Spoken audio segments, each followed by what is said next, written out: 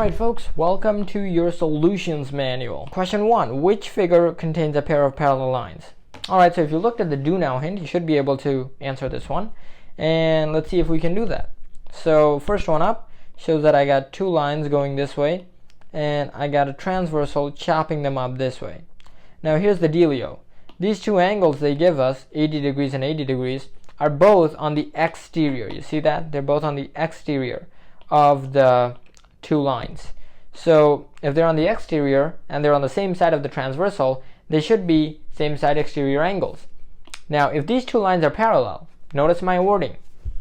If these two lines are parallel, then same side exterior angle should add up to 180, right? So do these two angles add up to 180?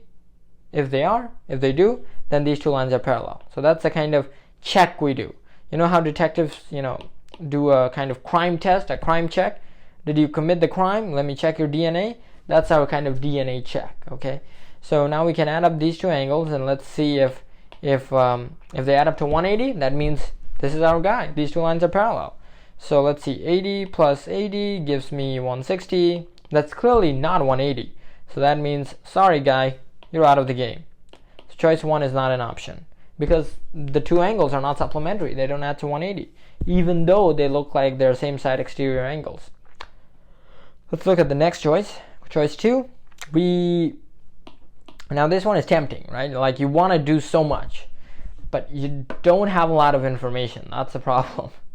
So they tell you this is 140, all right, so what? And they tell you this is 40, okay, great. But you don't know anything about this angle, or this angle, or this angle, or that angle, right? If they told you, for example, if they told you that this angle is 140, then you could say these two lines are parallel, right? Why is that? Well, that's because look, this angle and this angle are same side interior angles. They should add up to 180, and they do. So that means these two lines are parallel. But they don't tell you this angle is 140. They don't tell you that. You can't assume. So there's just not enough information to tell if these two lines are parallel, even though they look like they're parallel. It's just fooling you. This one too, choice 4, right? You got two lines that look like they should be parallel, and you got this transversal, and oh my god, it looks like it's parallel, right? Well, almost, right? If they told you, for example, that this angle right here was 60 degrees, and then you could say, hey, I got this angle and this angle, they're alternate interior angles, they should be congruent, they are, these lines are parallel. But they don't tell you that this is 60 degrees. You don't know what this is, so you can't make that judgment, and so you don't have enough information. I know it sounds like, I got you, it was a trick question, but it's not a trick at all. They fool so many kids every year with these kinds of questions. All right, choice 3. What do we got here? Well, we got something that looks weird, but don't worry, we can go ahead and make it look nice. I got one line going this way, one line going this way, one line going this way. You know what? I should really make my pens thicker so it looks like I'm making them straight. So here's one of my lines, here's another line, and they're cut by this transversal. Wow, today is not the best day to draw for me. So let me erase those things. So what information do we know? Well, here's one thing you can assume. This is a line. You can assume that because it is a line. It looks like a line. So remember, a line adds up to 180 degrees. So if this right here, if this angle is 105, which they tell you it is, then you automatically know what the other angle has to be to add up to 180. This angle has to be, what, 75 degrees? Because 75 plus 105 gives you 180. Okay? And notice how this angle, 75 degrees, and this angle are the same. And they're corresponding angles. So when corresponding angles are congruent, that means our two lines are parallel, and thus this line is parallel to this one.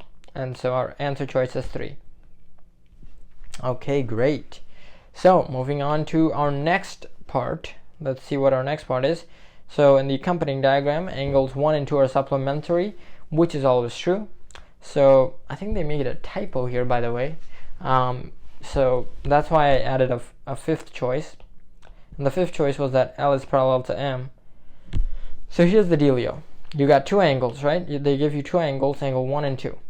Now these two angles, they look like they're, number one, they're exterior angles, right? They're outside the two parallel lines. So one is here, but they're both exterior angles. They're also on the same side of the transversal. Both of them are here. It's not like one of the angles is here. No. They're both same side exterior angles. Now, if you have two parallel lines, if they're parallel, if they're parallel, then angle 1 and angle 2 should add up to 180. They should be supplementary. And they tell you that. Angle 1 and 2 are supplementary. So that means these two lines are parallel. And so our choice is 5. All right, moving on. In the accompanying diagram, lines P and Q are parallel. What? Lines P and Q? Oh, I see. Sorry, I didn't see those letters. Determine whether lines L and M are also parallel. All right, great. So they give us some information and they don't give us others. So they tell us this line P is parallel to this line Q.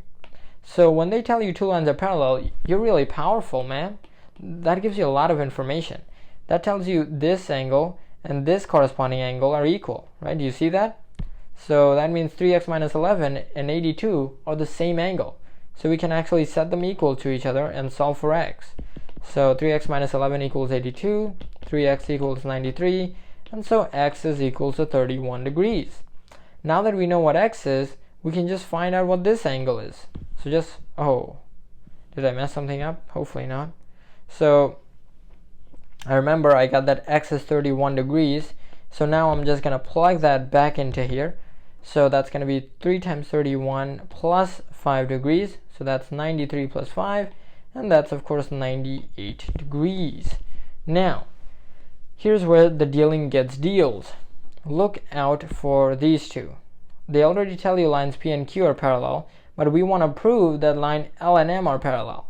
Well, if these two lines are parallel, then this angle, 3x plus 5, or now we know it's 98 degrees, and this angle, which is 82 degrees, should be supplementary because they're same side exterior angles. So, is this angle and this angle supplementary? Let's see. What's 98 degrees plus 82? It's 180 degrees. So it is supplementary. And so, therefore, line L is parallel to line M. Okay? And that's how you do your business, folks. All right, moving on to the next question. Hopefully we're going to zoom out here. No? Oh, that means I got to reset the clock. Every once in a while, the smart board gives up on me. So we got to make it not give up. Okay, great. Moving on. So, question 4. So, question 4, they tell you that BD bisects angle ABC. BD is this ray over here, and it bisects this angle. So remember, bisect means it cuts something in half. So this is congruent to this. So we already know angle 2 is congruent to angle 3 because that's the definition of an angle bisector. Definition of angle bisector. Okay, great. So that's what we already know. We also know that angle 1 is congruent to angle 2. So that means this angle here, 1, is congruent to this angle 2. So let's write that down. I'm going to write angle 1 is congruent to, wow, that's a messed up congruent sign, man. Angle 1 is congruent to angle 2. And that's, of course, given. And they tell that to us. Now, if angle 2 is congruent to angle 3 and angle 1 is congruent to angle 2, then angle 1 must be congruent to angle 3. Right? And that's by, remember, there's actually a name for this, believe it or not. It's called the transitivity property, or the property of transitivity. Okay? So that's that. So angle 1 is congruent to angle 3. And now you might think, okay, so what? Well, so big deal. Now that we know angle 1 and 3 are congruent, we can make a big idea. Look, check it out. These two lines are cut by this transversal, right? Let me make that nicer. They're cut by, let me use a different color here, maybe this green color. They're cut by that transversal. So these two angles do look corresponding. Now these two lines, these two orange lines, if they really are parallel, these corresponding angles should be congruent. And they are. And so we have just proven that AD, line AD is parallel to line BC. And we're done with our proof. and you can make it 2-column or whatnot, but that's the gist of the proof. Our final question for the homework, we're told that TC is perpendicular to AC. So let me see if I can make this nice. TC is this line, AC is this line, so they're perpendicular. They also tell us that HK is this one, and that's also perpendicular to AC, so I'll put a right angle symbol. And finally, they tell us that KH bisects angle AHC. So KH bisects angle AHC. So what does that mean? That means KH, which one is KH? You might not know actually. KH is this one, and it bisects this angle right here. I don't know if you can see that. Yeah, you can. Okay. So we got to prove that angle 1 is right here, is congruent to angle 4. So how do we do this business? Actually, I don't know. So I'm right in it with you. So let's see how I'm going to do this. The first thing I'm going to do is write down what I know. I know that KH bisects angle AHC. So that means this part of the angle is congruent to this part. So angle 2 is congruent to angle 3. And how do I know that? Well, that's the definition of an angle bisector. Okay, great. What else can I know? I also, well, I see a certain shape here. I see this F looking shape, so that tells me there's some corresponding angles hiding in here, and actually there is. Notice how both of these lines, KH and TC, they're both perpendicular to the same line, AC. So that means since TC is perpendicular to AC and HK is perpendicular to AC, that means if two lines are perpendicular to the same line, those two lines are parallel. So TC is parallel to HK. So that gives us, a big advantage, right? So what do we know? We know that this line, TC, this one, is parallel to this line, HK. You know what? Let me make my lines a little bit thinner. So TC is parallel to HK. Okay, great. So how does that help us? Well, that helps us a lot because now we can do something. Because now, check it out. Those two lines are parallel, and this is the transversal that's chopping them up. I don't know if you can see that because it's so thin, but this is the transversal chopping up my pair of parallel lines. So I got two parallel lines, and that blue one chops them up. So here's my parallel lines. Here's one, here's another, and that blue line chops them up. Now you might notice here a couple of things.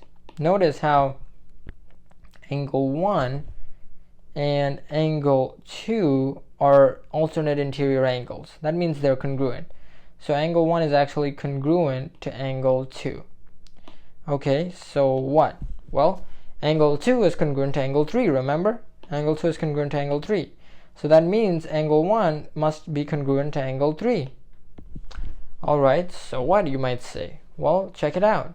So this, look what I'm about to do. Here's the big surprise. Angle 3 and angle 4, do you see what they are? I'm going to tilt the iPad just so you could see what they are. Okay, these two angles, believe it or not, okay, don't believe me, but they're corresponding angles. Angles 3 and 4 are corresponding angles. And if you don't believe me, just draw the other transversal line and you'll see that they're corresponding angles. Right? So that means angle 1 is congruent to angle 3. How did we figure that out? Well, we first had to figure out that angle 1 is congruent to angle 2, and we did that because of alternate interior angles, right? Alternate interior angles. And then we knew that angle 2 is congruent to angle 3, so that means angle 1 has to be congruent to angle 3. So this was by the transitivity property.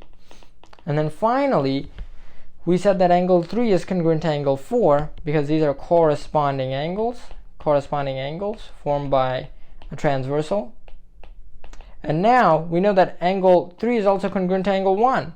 So we can make our final statement and we can finally say that angle 1 is congruent to angle 4. And how do we know that? Well, we just use the transitivity property. Turns out that's really helpful. And so we're done with our proof, ladies and gentlemen. This is what we wanted, and we got it. Angle 1 is congruent to angle 4.